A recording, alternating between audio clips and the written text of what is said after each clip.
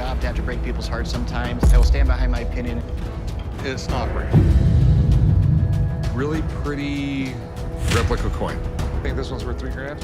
Of course not. The man shows Rick an ancient Byzantine coin and demands $1,900. Rick didn't get to call in the experts and bought it after a heated negotiation. Coin from the Byzantine Empire, books from an antique store a while back, was actually inside the spine. Now, in 300-something, moved the capital of the Roman Empire, Constantinople. Backbone of their economy was coins like this. They are recognized all over the world. You have Christ seated at a throne. They depicted Christ there as more of a king than as a martyr. How much you want for it? 1900? It's not as big as you would think. Probably right around 1100, I'm thinking. You see how thin the coin is? Yes. I'll give you like 800 bucks for it. Nah, that's a little bit too low. You know, The condition's not great. 16? I'll go 1100 bucks. Yeah, I guess we can do 11. Normally, I'd call my coin guy on something like this, but my gut told me just pull the trigger and buy it. Rick shows David his coin. He carefully examines it and determines it is worth much less than Rick paid. Here's the coin. Ah, it's fantastic. This interesting cup shape that it has was introduced under Constantine IX. He's on the reverse. Jesus Christ is on the obverse, the front. I have a comparison coin here for you. And this coin is as flat as a pancake. This one is like a shot glass. Well, this coin is not dated any more specifically than the reign of Constantine IX. So sometime between 1042 and 1055 AD. What's it worth? 1,000 years old, very close to it. It's gold, are not always worth what people might think they are, for between $700 and $1,000 in this condition. I was just thinking it would be more. I mean, it's a gold coin that's almost 1,000 years old. Is terribly undervalued. All right, not the news I was exactly looking for. Well, that was shocking news for Rick, but lessons learned. Lesson learned. I'll call you next time. Yeah, call me first. All right, thanks, man. Thank you. I always say that a little bit of knowledge is a dangerous thing. And I didn't know nearly as much about Byzantine coins as I thought I did. I might have to sit on this one for a while and wait for prices to go up. The woman walks into the pawn shop and hands over her supposedly hand-carved ivory tusk to Rick. Rick immediately notices something suspicious about this item. An ivory tusk. Okay. Hand carved. I would hope that I could get somewhere between 1,000 and 1,500 for it. I want to pawn it 7 to 10 days. Need some money between now and 4 o'clock. So how'd you get this thing? I bought it in Taipei. I paid a lot. Okay. Rick, thanks to his experience, finds out that this isn't ivory, but rather pieces of bone put together to look like one. Unfortunately, it's not ivory. This is bone. It's pieced together bone, and it's made for the tourist trade. It only took like 2 seconds to tell this wasn't ivory. They were in Asia. They went to a market. They were told they were ivory. I was told it was ivory. Ivory would be a lot heavier than this. Bone is porous. Ivory is completely solid. See the panels, the way they come together like that? Well, if it was real ivory, it would just be one solid piece. Cut up pieces of bone, and they shape it around a piece of wood, and this is what you get. You can see the wood that's underneath it. I'm not really interested in buying ivory anymore. I don't like the process of getting ivory. I don't like the politics of it. I don't like anything about it. Rick ruined the day for this woman. How much were you looking to get out of it? 1,000 to 15. I would loan you like $100 on this. Do a little bit better. It's not real. It's bone, okay? It's beautiful. I don't loan on pretty. I loan on what I can sell it for. All right, thanks a lot. Thank you. It was ivory, and years later, now I'm finding out that it's not. Very upset. The woman shows Rick and Mr. Harrison her Mark Twain stock certificate and demands $500 for it. A stock certificate that was made out to one of the greatest American authors, Mark Twain. From the Goodman Gold and Silver Mining Company, Virginia City, Nevada, Mark Twain said that a gold mine is a hole in the ground with a liar at the bottom. Where did you get this? To an estate sale, and he bought some books, and as he was going through the book, he found it. Do you know what Mark Twain means? He was a riverboat pilot, and you just didn't go down the Mississippi River. You had to navigate down it. And when you dropped your line into the water and you had 12 feet of clearance, you marked the Twain, which meant clear to go. His name is not Mark Twain. No, Samuel Clemens. It's Samuel Clemens, the best-known American writer ever. The most important works of American literature, like Tom Sawyer and Huckleberry Finn. Now, how much did you want for it? $500. Okay. Rick had some concerns regarding the certificate, and it turns out it's a fake one. That was a close call, wasn't it? Here's some big concerns I have about it. Okay. This is supposedly a stock certificate where the shares are worth $100 a piece, and he has 100 shares. Would you put that stock certificate in your pen name or your real name? I read that they put it in the Mark Twain name. I have never seen a stock certificate printed like this. If you own stock in a company, you presented your stock and your dividends were paid. If it was printed this simple, anybody could counterfeit it. Just everything about it screams fake. I wish it was real. I mean, he's one of my favorite characters in history. Thanks for coming in. Thank you. The man shows Rick his rare Claude Monet painting and some paperwork and hopes to get paid in millions. Claude Monet painting. Where in the hell did you get this? Collateral for a loan. No, actually, he took the money, went in the hospital, and died. Do you have a date or anything else like that when it was done, when it was painted? I Is don't. there a title to it? It was just... I don't. He started arguably one of the biggest art movements ever, the Impressionist movement. Impressionism is named after his painting Impression Sunrise. That's why his paintings are worth so much money. They were a little bit blurry, that's Impressionism, but you could still see detail, and that's why they go for millions. The insurance policy for that painting displayed at the Las Vegas Museum of Fine Arts. May 1st, 1965. Our findings as follows. The painting is a solidly constructed casual canvas, a typical Claude Monet from his early period. Rick is not an art expert, so he brings in Brett, who immediately sees a few red flags pointing toward one thing, that the painting is fake. I am not qualified to say if this is real or not. Let me get a friend down here. And when you think of fine art masters, Monet's right up there near the top of the heap. Important artistic movement of the last 200 years. The way that they were able to configure and juxtapose started painting very early, so what's early period? It doesn't really tell you a whole lot of Monet's brushstrokes. Impressionists were all about, as the name would indicate, he usually had some texture in his pieces, and this, again, there's very little of that. He also was known for having a very, vibrant palette. All of the master works that you see, if it's authentic, this could be a $5 million piece. I'd like to get a second opinion, and just because there's a few red flags that I see, he may not see it that way. Brett brings in Gerard for a second opinion on the painting, who also determines that it doesn't belong to Monet. The man that I go to in our gallery when we have masterpieces come through just to verify authenticity. Before to look at the name, you look at the technique. It will be a very important Monet because the size. He is a painter from the outdoors, from the landscapes. Monet is known for that quality. If we look on the back of this painting, at the texture, the canvas, you will have all the oil paint sweating through the canvas. Here you don't see that. 150 years old. See cracks in the painting, absolutely not one crack. That's interesting. Monet will have showed this with shadows. This will be much more pronounced. This is too flat. So is it real? Not real. Not real. Ugh. The man walks into the pawn shop, shows Rick his pair of Scottish blades, and demands a whopping $4 grand for them. I got a couple of Scottish blades here, handed down from me from my dad. My grandfather was overseas around World War II, and he had bought these over there. So do you know anything about these? Called the dirk, and this is the dagger, around the 18th century. Well, I'd like to sell them, $4,000. Before Rick throws away his money, he notices that the big dagger might be a fake, but to examine the little guy, Rick brings in Jeff. This is a reproduction. This is not silver. This is really poorly sandcasted all along here. This is photo etching along here. They put a photo negative above the blade. They put some chemicals on the blade. They blast some light on it. The acid reacts with the light and zap, it's there. This one I'm confident is not worth anything. That really sucks. This, on the other hand, looks real. It's definitely silver. That's a lot of work right there. It looks like it's a modern cut stone. And the hallmarks are going to tell us where it's made, who it's made by, what year it's made. Call on an expert, have them check it out. Sounds good.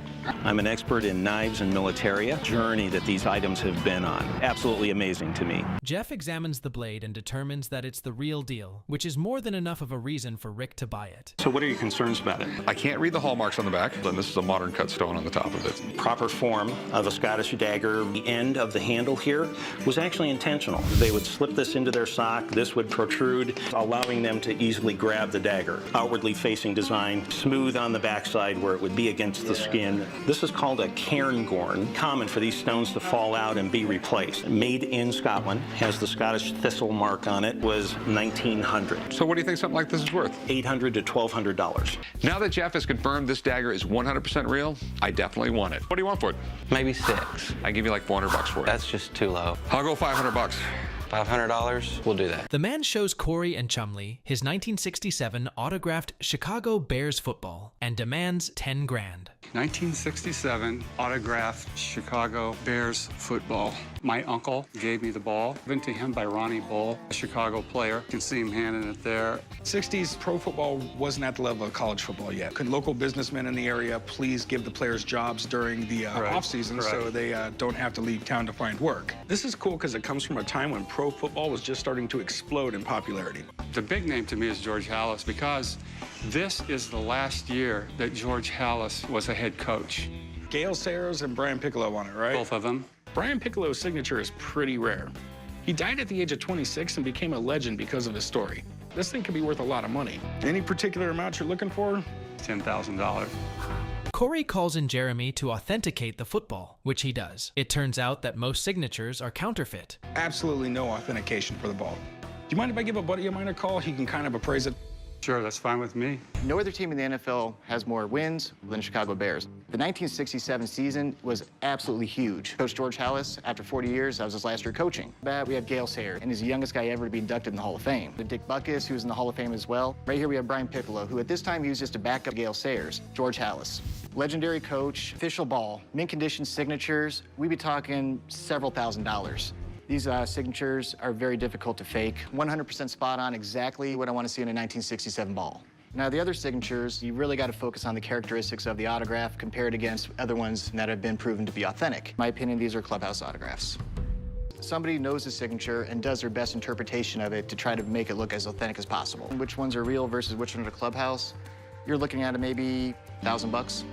Corey offers less than the owner expected. There is no deal for today. All right, man, so you heard my guy. I'd offer you around $100 for it. So I'll just keep holding on to it. I'd like to meet the people that do that, give them a piece of my mind. The man shows Rick his prototype Colt Patterson revolver, a potentially holy grail of guns. Rick seems very interested and suspicious, so he calls in the expert. Colt Patterson that I'm interested in selling. A prototype. Where did you get this? Auction company had this on the internet. This was the first reliable revolver.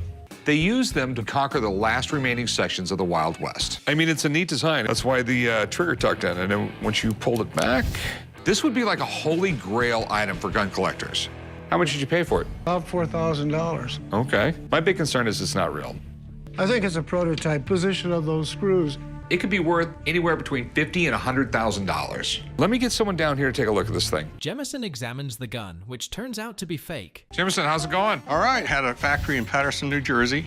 Is the wear on this pistol is completely wrong. Let's make some comparison. This is the definitive book on Colt Patterson's. The lug on this barrel is much bigger than the one here. The angle of the backstrap here on this gun, more severe. None of them look like this. Is it real? It's not real. Well, that's a bullet to the head for the owner. I would have loved for this thing to have been real. Let me give you $50,000 for it. Thanks. Okay. Of course, I'm disappointed. I wish it was the real thing. The man shows Corey and Chumley Mickey Mantle's Bible and offers $1,500. But Corey needs to get it checked out first. Bible today. It better be real old. A handwritten letter on the back cover from Mickey Mantle to Roger Maris in 1977. Mickey Mantle was one of the greatest players of all time, but he had a lifelong struggle with alcoholism. Any Yankees fan, it would be like the Holy Grail to own something like that. Letter to Roger Maris. Apparently he was in rehab while he wrote it because he had took more than a couple trips there. For an autograph like this, the money's all in the story. I want to thank you for your kind letters. I never thought our friendship would reach past the playing field. God bless Mickey Mantle. Got it certified or? I haven't thought about sending it off a PSA. Think it might be worth? $1,500. Let me have a buddy of mine that authenticates for a PSA. The expert carefully examines the content of the letter inside the Bible, and it turns out that the Bible doesn't belong to the late baseball star. Mantle wrote anything, along the lines with good content to Roger Maris, you're looking at some huge money. Tape was kind of applied to it first. Bought some examples of what we're looking at here, just in general.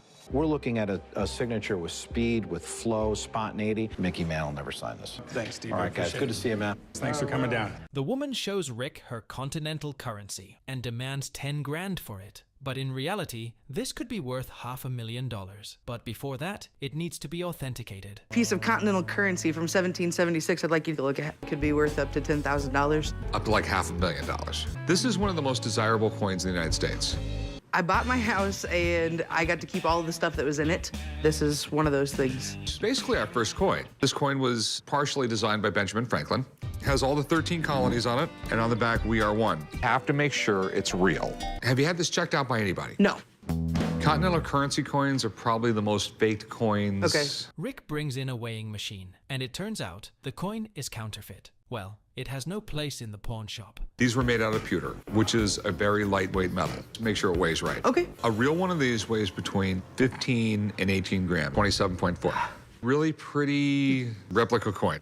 Thanks for bringing it in, though. Thank you very much. I appreciate it. The man shows Rick his 1960s Rolling Stones promo album and demands $4,000. Rick calls in Warwick to authenticate it. Got a Rolling Stones record here I think you might want to buy. Edition collector's item. Distributed only to radio stations. Came out in the late 60s. One of those weird records they go crazy for. This is more or less a compilation. Walking the Dog, Suziku, who doesn't know that? I mean, how much were you asking for it? $4,000. Let me call a friend of mine in. He will know what this thing is worth. Warwick immediately exposes the truth and calls it a fake, worth less than $150. Well, it's up to Rick now. Will he still buy it? There is no Rolling Stones memorabilia. The Rolling Stones have it all. There's always been a big market for those rarities. Yeah, well, what's it worth? Yeah, $3,000. Think this one's worth $3,000? Of course not. The one we're looking for doesn't say collector's item. Manufactured in Australia for about $150. $50. How about 100? $60 on it. 65. You know what? I'll give you the $65 for it. Okay. Okay. The man shows Rick and Corey his one-of-a-kind vintage silver baby rattle, but Rick needs to examine it first. It's a baby rattle from the early 1800s. It's sterling silver, got a whistle, and some bells on it. Cat and the fiddle and the cow jumped over the moon on it, and it's got a sterling mark, and the whistle does work, those. Antibacterial properties on it. This is made by Gorham. That's an American silver company. They started off in the 1830s, 1840s, right around then. If you were rich in the 1800s and want to flaunt it, this is what you spent your money on. Well, let me take a look. After a quick examination, the rattle turned out to be a fake. If you look at the hallmark, it's from 1860 to like 1890, so we know it's not really early stuff. It's not a silver solder because you can see it turning green right in there. It's fake. Pit marks everywhere. I don't think this is original. I think someone put this in there. Plowed right through the middle of this little scene with the cow jumping over the moon. It doesn't seem like something Gorham would do. Is that real pearl on it? Yeah, that's real mother of pearl, but mother of pearl is inexpensive. I'm gonna pass. Well, if you bought it off a friend, maybe you get your money back. The man shows Corey a shrunken head and demands $5,000 for it. But first, Corey needs to know whether it's the real deal. Shrunken head, man. Okay. There was these tribes in the Amazon. They figured out a way to shrink people's heads. The whole purpose behind it, I guess, was to show what a tough guy you were. I mean, it looks real. It's really hard to come across an actual shrunken head. So what are you looking to get out of it? I'd like to get somewhere around $5,000 for it. I'll tell you what, do you mind if I do a video chat real quick with a buddy of mine and have him take a look at this? That would be great. Corey talks to Bob, who helps examine the head. It turns out it's not real. I have what looks like a shrunken head here. Shrunken heads have been around for a long time. Most of them come from Ecuador. These are warriors. They've taken a head in battle. Remove the face off of the skull, and then it's heated with hot sand, which the heat will cause that skin to shrink. If you're a really good head shrinker, you can get a head that's about the size of an orange. Could you give me an idea on how to tell if this is real or not? The tribes that were making them discovered that if they sold them to tourists, they could make a lot of money. Look inside the nostril. No nostril. We look at the ears. I got no ear holes. I think we got a fake here. Give me an idea of what something like this is worth. $10,000 for it. As a tourist piece, I'd say it's worth $200. Clearly, it's not real. Man. Corey still makes an offer, but the owner doesn't seem to want to sell it at such a low price. I'll give you $200. It just really reminds me of a buddy of mine, and I kind of want it for myself. For $200, it's worth bringing back and putting on the shelf. You do $300? No, man. I want to bring it back home, put it back up on the shelf, and enjoy it for a few more years.